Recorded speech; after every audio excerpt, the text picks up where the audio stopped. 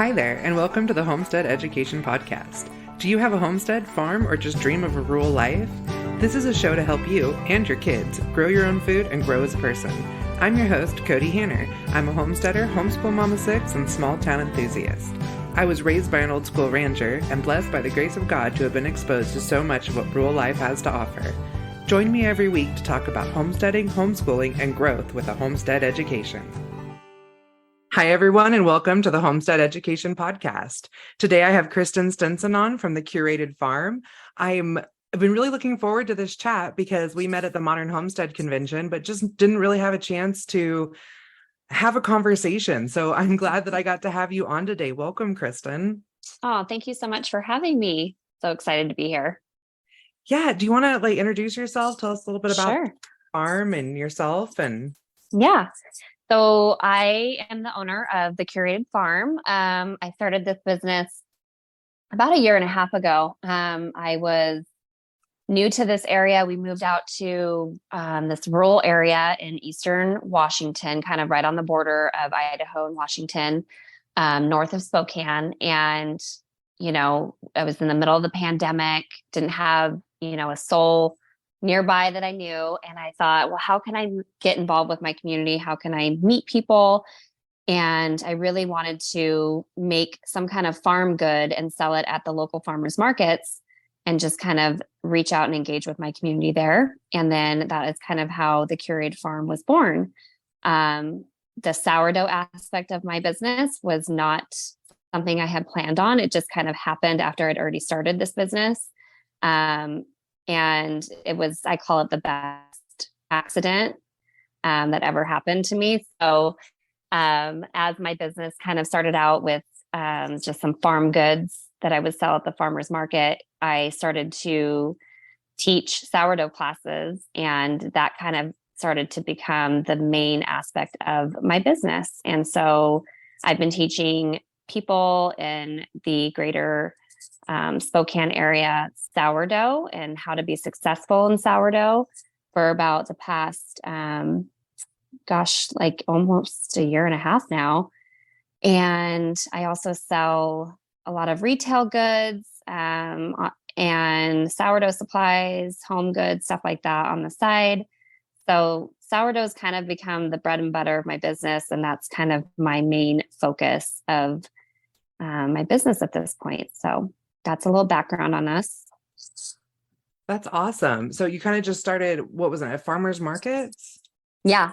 So I started growing calendula flowers. I found out that they do really well in the environment that we live in here with extreme heat summers and cold winters, all that good stuff. So I started making some calendula products out of the calendula we grew. And I was like, I'm just going to throw it at the farmer's market, see what happens. And a neighbor reached out to me and said, hey, you make this amazing sourdough. I'm always gifting my neighbor sourdough bread. That's always I call it my forgiveness bread, because I'm always giving neighbors sourdough bread for my dogs getting out, or having my neighbor come over and help me with my sheep that I can't control. There's always something. So we have amazing farmer neighbors. And that was my kind of offering to them. Well, I can't give you much other than I can make some really good bread. And so my neighbor was like, hey, you've just started your business. Why don't you start teaching sourdough classes? I'll bring over some friends and you can just, see how that goes and go from there. And that's kind of how it started. And then it just became, word got out, and it just became kind of the dominating part of my business. I don't do farmers markets anymore. I still do some farm good, homemade farm goods. But my main focus is teaching. And that has been such an answer to so many prayers for me, because obviously when you're teaching classes, you're meeting so many people. And when I was up here and knew nobody, that was my lifeline. So really just getting to be in my community and teach people a skill they can pass on to their kids, utilize for their families, for themselves, and then just connecting with people. That was a dream come true for me, honestly. I can understand that one. We moved up north, so I don't think we're that far from you. Yeah, you guys are pretty close. Yeah. Um, we moved here before the pandemic, just Hmm. thinking life was going to be normal. So it was okay. Hmm. Little and Yeah. no people through sports and 4-H and church. And Right. that was not the case. So yeah, we felt comfortable moving 45 minutes from town. And then we were Hmm. wrapped 45 minutes from town when COVID started. Right. Yeah. So we definitely felt that too. We moved out here at the end of 2019, and it was pretty shocking when the timing of everything. We had no idea. And then all of a sudden the world shut down, and I was like, well, I am out here in the middle of nowhere, and I don't have, everything's just shut down. How do I meet people? So yeah, it really and I think sourdough became such like a lifeline for other people in terms of just feeling like they could do something in their homes that was not being sourced out. It was something that they could just, they didn't have to go to the store for. So it all kind of happened, because of the pandemic. I feel like sourdough has had a comeback, a strong comeback, and to be a part of that wave was, is awesome. So, I'll admit, like when I first people were getting really into the sourdough, I was kind of like, what's the big deal? It's just another type of, right, and then it really clicked for me that it's a bread that you can make without any outside source. right. As And long that, as you, get your flour, you're good. yeah, I mean, it's really empowering. And when I say, Hmm. outside source, yeah, it's that you have to buy the freeze dried yeast or you can create your own yeast. And then there's so many Yep. options for flours. Yeah. Yeah, and flour, especially where we live out here. I mean, it's so easy to find. We're, wheat central. So I always, say if you can find someplace local to you, and they usually are going to sell it in bulk, and then you just store it in those big $5, 5-gallon buckets that you get at the Tractor Supply or North 40, and you're good to go. You don't have to, I mean, you can have bread for your family for weeks and weeks at a time without having to go to the grocery store. So, Yeah, we have a flour mill right by our house. And yeah, that was really amazing. like, I felt like at least we had control over something. Exactly. And I think that's what people, they're like, what is the big deal about sourdough? Why was it such a big deal during the pandemic? And that is why.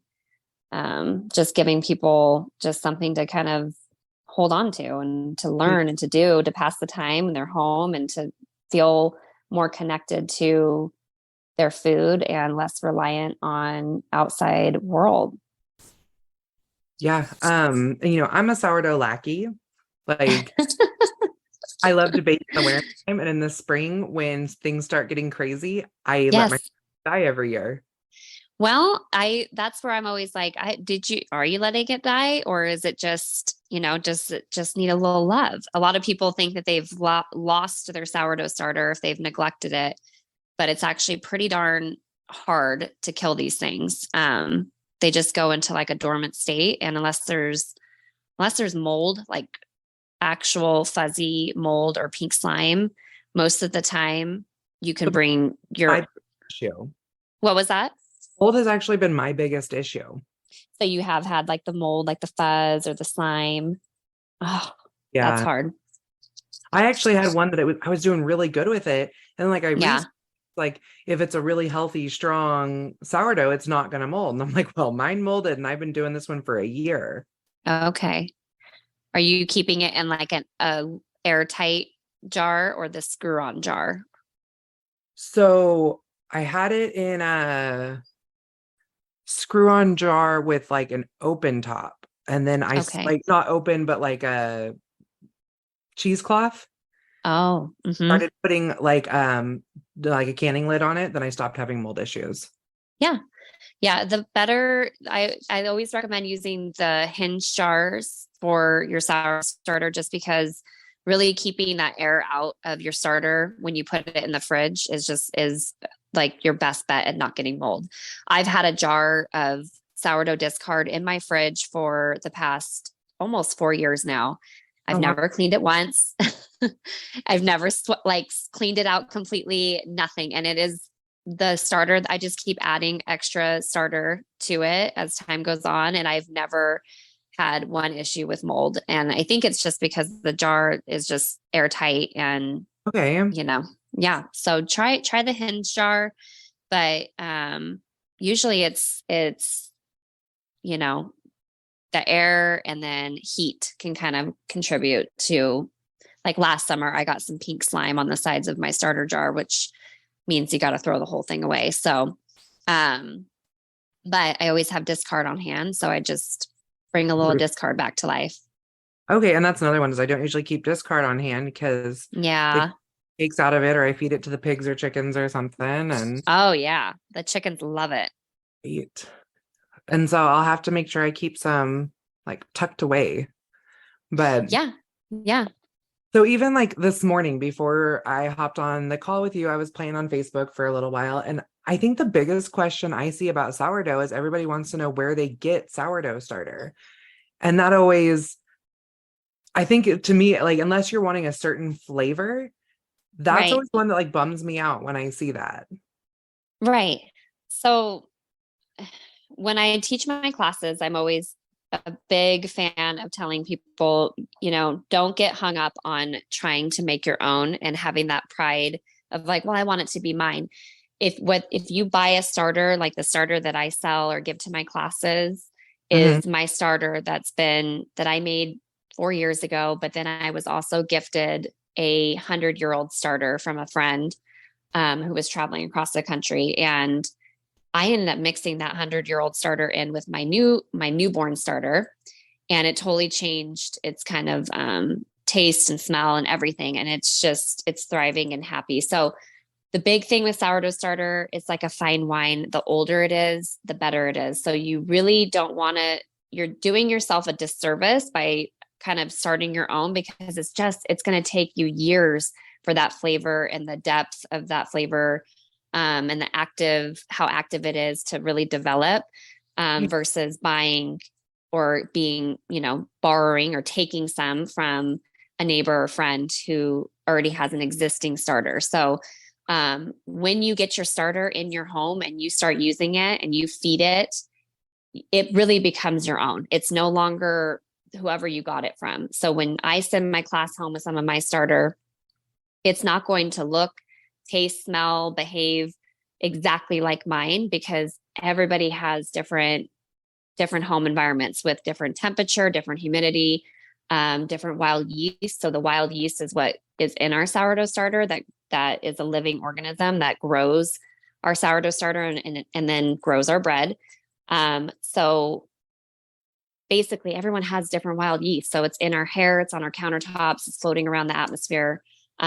So taking someone else's starter and then making that be yours, it's going to become your own. It's not something that you really necessarily need to build from scratch. But I always tell people, if you want to do that for your own, tradition or something, so you can tell your grandkids that I started this in my kitchen, then go for it. But just have reasonable expectations of how, when you're comparing your newborn starter to someone else's starter who's maybe has one that's 100 years old, it's going to look and taste and smell completely different. So that's good to know, because I've done yeah, a little of each. I bought like a freeze-dried starter one time.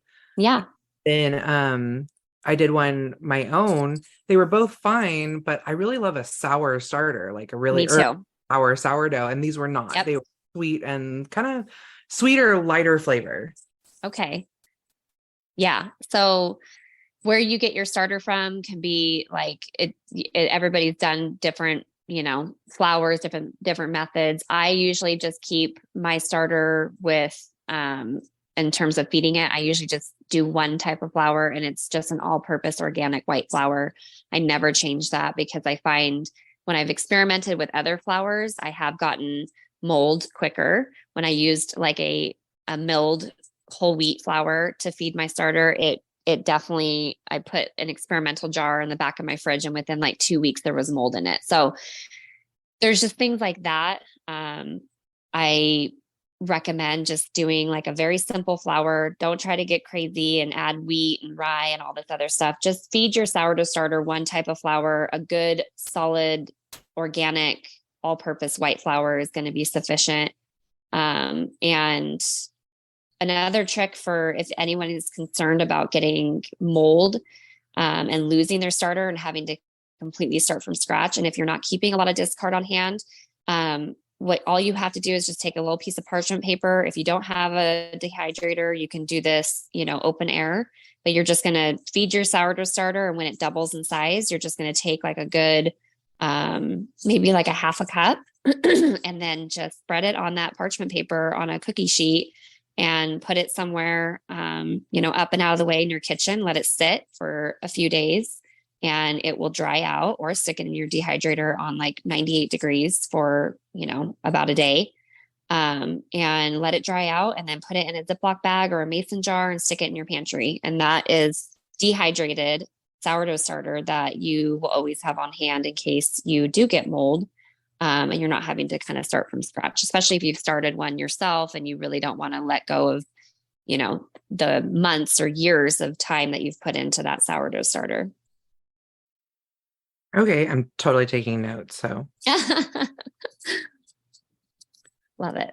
Because that's when like my daughter and I do it together every year, and we do get frustrated when we have our, and so I'm going to share this with her, and she likes experimenting with like the discards or, sourdough chocolate chip cookies, like all the different. Oh my gosh. You can put sourdough discard in anything that has flour and water in it. So you just are going to that's why I like to keep a lot of sourdough discard on hand. Some people don't, which is totally fine. You just use it however you want to. I have people that take my classes that end up just primarily using the discard. They have no interest in feeding the sourdough starter, waiting for it to double in size, using it for a yeasted bread kind of the situation. They want to just use it for the cookies and the crackers and putting it in banana bread and pancakes and all that good stuff. So it's really, that's what I love about sourdough, is that it really can be whatever you want it to be in terms of how much effort, work, time you put into it, but it's so versatile.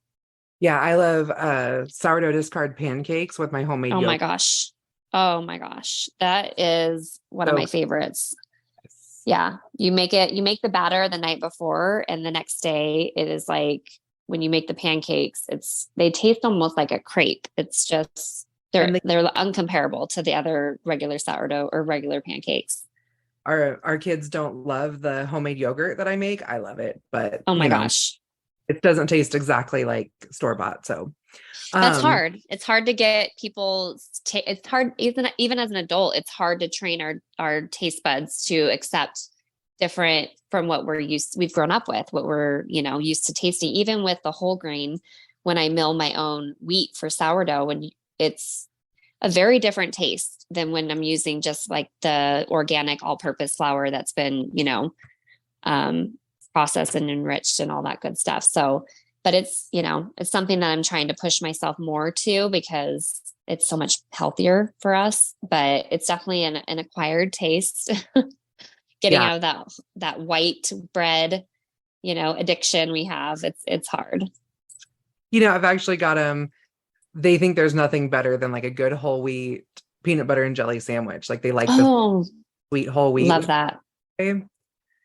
But then I'm also the first one to be like, you can only eat tomato sandwiches on white bread. Like there's just no other way. The thing. Or grilled cheese. I mean, I don't know if I could do like a real weedy grilled cheese. It just isn't the same. Yeah, I do it sometimes if that's all we have, but yeah. So when I do have my sourdough going good, I have mastered a pretty decent sandwich bread. Like I basically just swap out sourdough for the yeast in my normal sandwich bread recipe. Yeah. A Irish soda bread, like sourdough discard that I love. I make it every year. Yum. Corned beef and cabbage. Yes, that's the best. I haven't mastered like one of those really beautiful sourdoughs, because it seems I read about it. It's like a 2-day process. Am I reading that right? Pretty much. For me, it's a 24-hour process. I mean, I tell my classes to pick their sourdough day.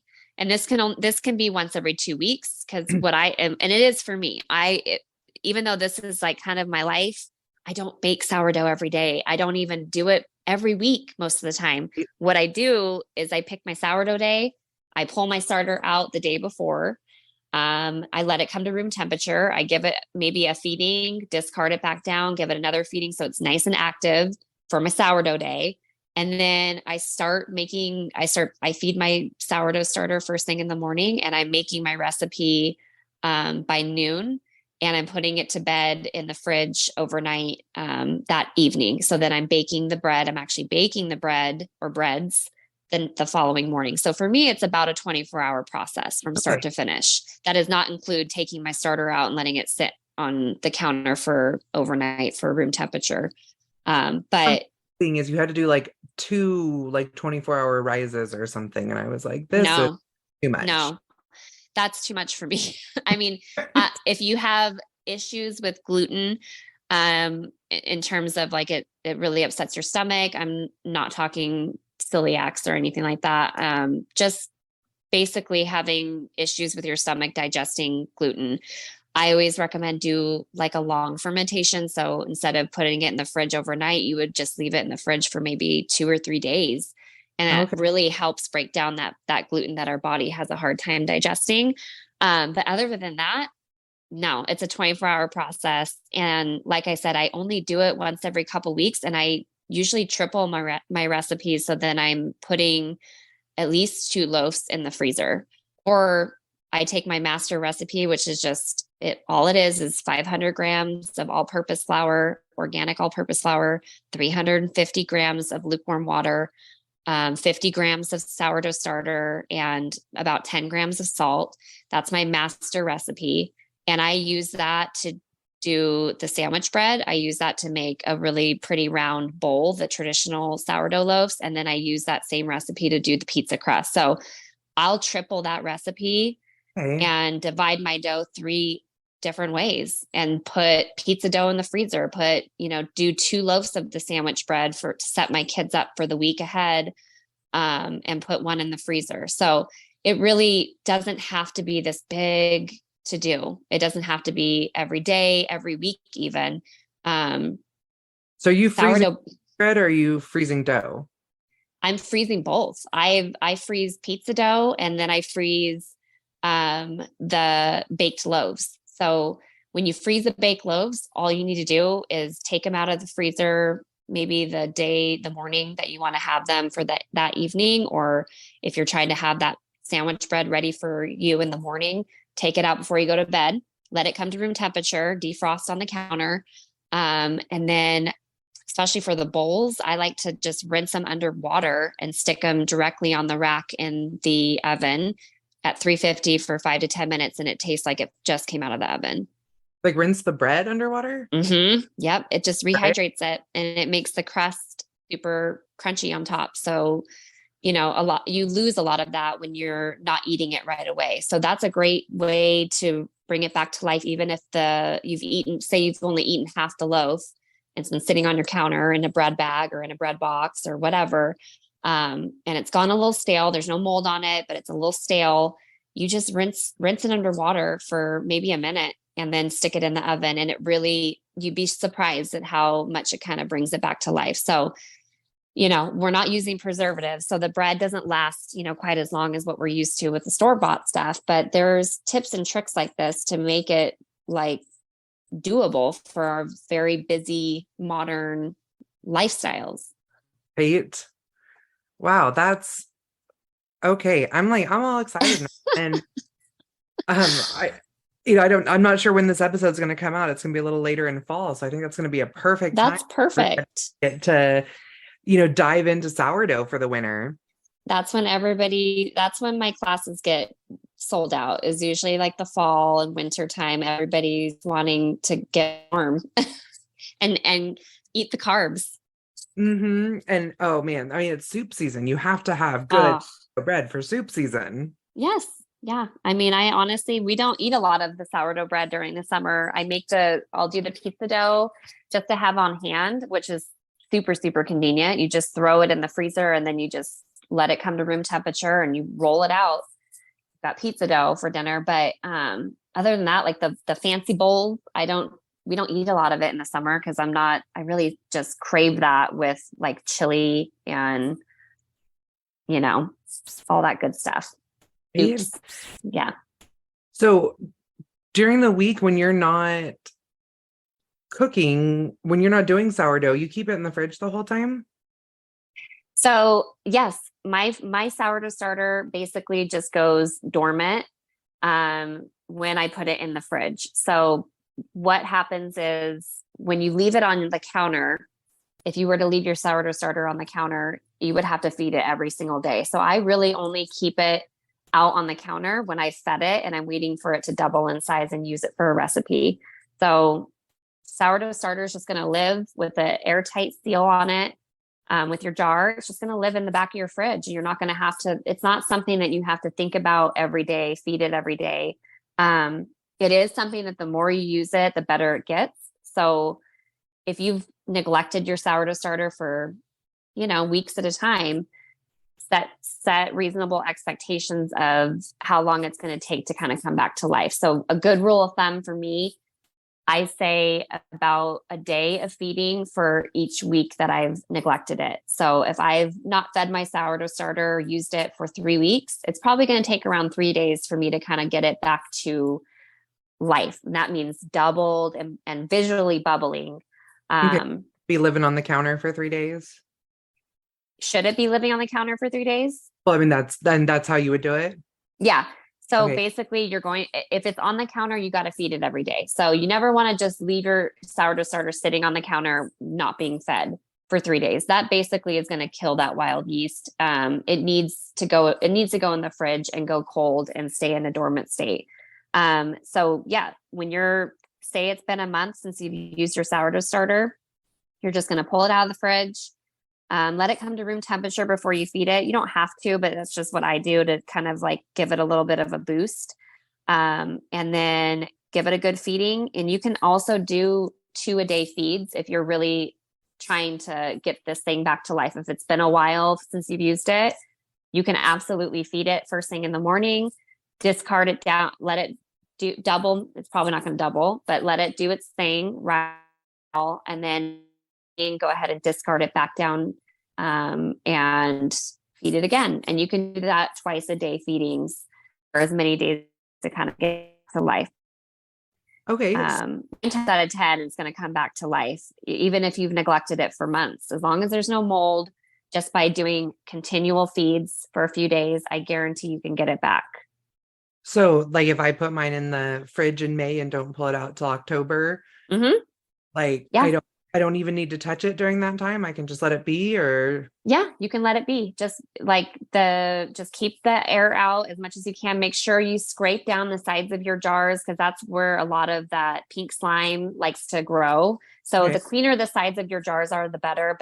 But don't go cleaning your jar out completely. It likes to be a little bit funky. I've never cleaned my sourdough starter jar out unless I've had mold. So Yeah, might be one of I am weird about the sides. And so like my discard, sometimes I'll take my discard jar and feed that because it's a fresh, clean jar. Oh my gosh, you're so funny. Yeah, I have had a lot of people in my classes be pretty horrified when I tell them you never clean your jar. They're like, "What? That's disgusting." I'm like, "But you're killing all the good bacteria. You're killing the bad bacteria, but you're killing all that really good bacteria that it needs to kind of thrive." And so that's part of why sourdough is so good for us, right? Exactly. Is all those good active bacteria and enzymes and yep, prebiotics, probiotics, all that good stuff. Heard that, and I always wonder, like, so when you bake it, are we killing a lot of it, or is it there's still there? It's more about the fermentation process. Anything that's fermented is going to be easier on our digestive system. So when you have bread that's fermented, like sourdough, it's fermented on multiple levels. The starter itself is incredibly fermented, but the dough that you're putting together, your recipe, is fermented. We're letting it sit and in what we call bulk fermentation. It's sitting on the counter and doubling in size at room temperature for hours. And then we're shaping it, and then we're putting it in the fridge where it's going to sit and continue to ferment for as long as we leave it in there. So the longer you can ferment it, the better it's going to be for our bodies when we eat it. So in terms of, bread, this is hands down the best bread that we can, put in our bodies. Everything else is, it's not good. It's bad, very bad. So, do you just do in-person classes or do you do online ones as well? Well, I'm working on that. And when I was talking to you at the beginning of this, before we started recording, I'm very like technologically, I'm very old fashioned and I have a hard time getting on board with the new technology of, the world we're living in, but I'm definitely forcing myself to, one of two things. I am working on doing an online, basically it's going to be my class online that you can order and watch from your computer at home. And then I am also going to start doing Zoom classes. So that's something that I've had a lot of people, especially after the Homestead Conference, where we met.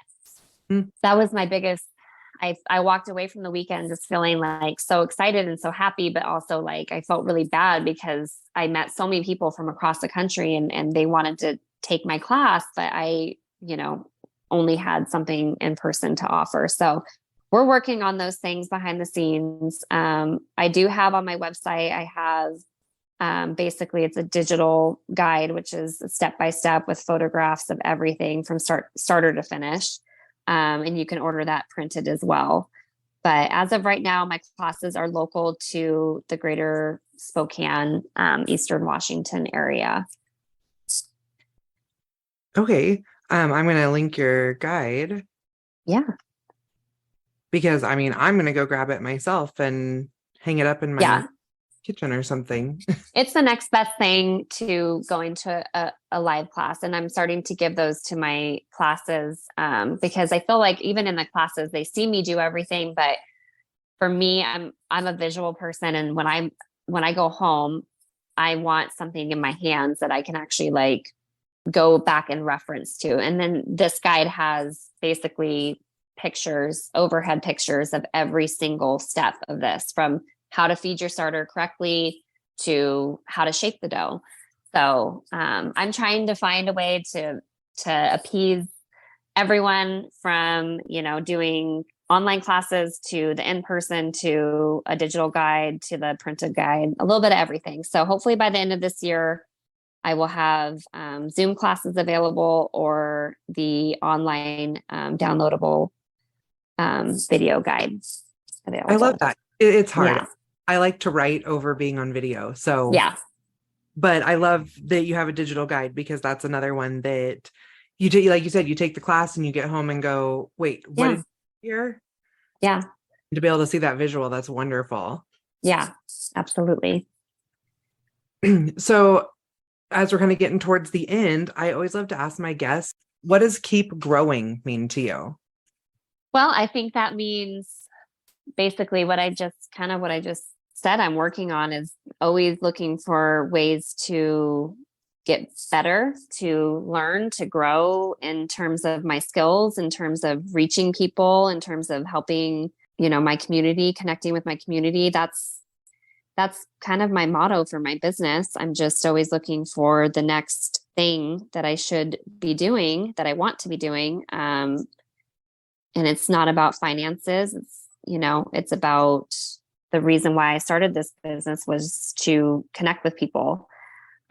So by investing back into my business in terms of growing, looks like doing the online guide and the Zoom classes and all that stuff, because I want to meet and help more people that no matter where they live.